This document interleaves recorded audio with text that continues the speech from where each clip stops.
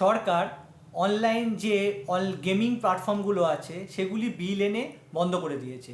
আপনারা মোটামুটি টিভি বা খবরের কাগজে এটা পড়েছেন যে অনলাইন গেমের ওপর 2025 সালে সরকার একটা বিল পাস করেছে যাতে এই গেমিং প্ল্যাটফর্মগুলো বন্ধ হয়ে যায়। সেক্ষেত্রে এই যে এমপিএল, ড্রিম 11-এর মতো যেসব বড় বড় ফ্যান্টাসি লিগগুলো আছে সেই লিগগুলোতে যে পয়সা লাগিয়ে যে গ্যাম্বলিংগুলো হয় সেগুলোই বর্তমানে বন্ধ হয়ে যাবে।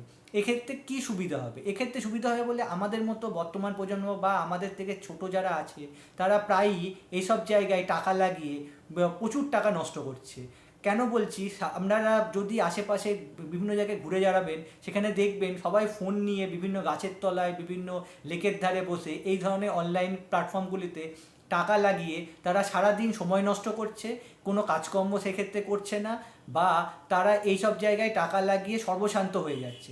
আগেকার দিনে যেমন আমরা লটারি কেটে যেমন অনেক ক্ষেত্রে অনেক লোক সর্বশান্ত হয়েছিল, এখন বর্তমান যুগে বিভিন্ন রকমের অনলাইন গেমের মধ্যে এই পয়সা লাগিয়ে প্রচুর লোক সর্বশান্ত হচ্ছে। হ্যাঁ, লটারির ক্ষেত্রে আমরা সেগুলো জানতে পারছি, কিন্তু অনলাইন গেমের ক্ষেত্রে আমরা জানতে পারছি না। তাই সরকার এই ধরনের অনলাইন বিভিন্ন রকমের যে গেমিং প্ল্যাটফর্মগুলি বন্ধ করেছে। সেক্ষেত্রে আমি বলবো এটি খুবই ভালো পদক্ষেপ সরকারের পক্ষ থেকে।